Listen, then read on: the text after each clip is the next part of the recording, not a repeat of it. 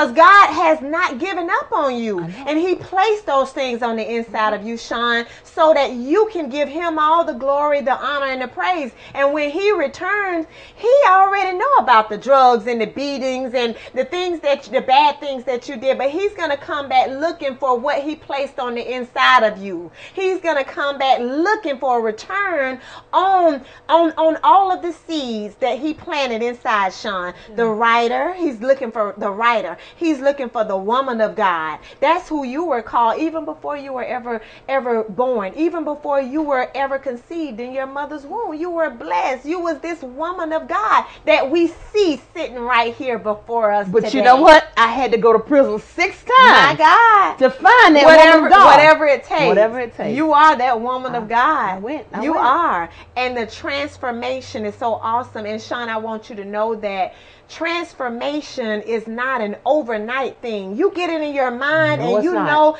that I am a woman of God. I will be who God has called me to be. And you walk it out. You walk it out. There's going to be struggles, day-to-day struggles in the mind, in the flesh. There are going to be people who don't believe that you have changed or your transformation is real or whatever. But you got to know, as long as you know you can make it through, Sean, walk it out. You know, pray. You have a relationship with your father now.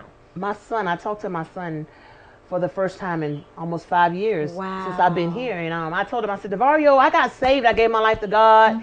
And I'm going to send you a picture of mama with a skirt on. I mean, you're not going to, I broke down and cried. Oh, God. He was like, Mama, I'm so proud of you. Now, mind you, this is the same son that he used to be at the park playing. And I used to pass by and he would turn his head. Oh, wow. Because my pants was dropped just as low as his was. Oh. You see what I'm saying? Yes. And he was actually ashamed of me.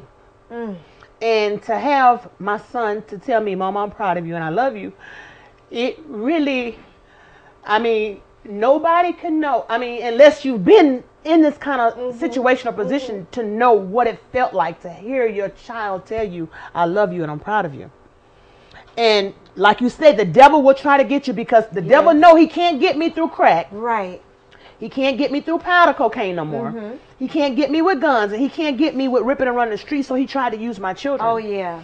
My daughter called here and she was involved with a young man that took her money, you know, and she was like, Mom, I need you to come home right now. And I wanted to leave. But I talked to Haley, who's a house mom. Yes. Who helped me, held me, prayed with my child on the phone. Yes. She got on the phone and prayed with my child. And Pastor Dawn talked to me, prayed with me, and they helped me, and they held me, and they walked me through it because you can't get me this way. You try to use my children. Right. And Nikki, you don't know how bad I wanted to walk out that door and just go. And I knew if I would attack this young man and I'm going back to prison. So I had to pray about it. And when you can't be there for your child that you have never been there for, you know, and you overcompensate for it. I want to go right now and show them, you know, I'm mommy. And I'm going to protect you. But you know, the best thing that you could have done for her is what I did. Stay and allow God to take you through this process because when you come out, your kids, you know, he'll restore the years. The Bible said he will restore the years. So when you leave from this place, in your mind, you'll know that you've been separated from them for a while. But in your heart, it'll be like, look, I've been here all the time because they're going to love you the same, Sean. I know. They're going to love you. They're going to love you even more because you're coming out with something, with power, with what you have, with the knowledge, with the skills that you're gaining, with, you know, with a vision. I have a dream. You have a dream. I have a dream. And you have talent and you have focus and drive to back it up, Sean. You do. I want you, remember that when I told you I want you to come to my restaurant? Oh, yeah, and I'm coming. I'm going to have a restaurant. I will be there. That's my dream, and it's going to be named after my deceased mother. Her name is Rita, and the name of the restaurant will be Rita's, and that's my dream. Wow. That's my goal. And it's going to happen. Amen. You know, I want to speak to somebody out there. I mean, you may have a son, a daughter, a loved one that's in prison. Don't give up on them. God can do it. God can deliver, and he can set them free so that they can go back and bring others out. You have to know that God is right where you are.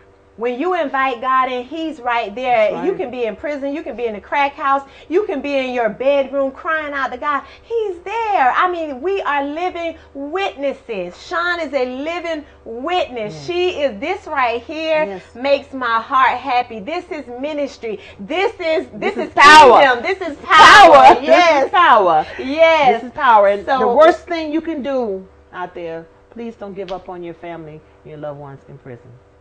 Okay. Let them know, Sean. Don't give up. Because we change. We change. God changes us.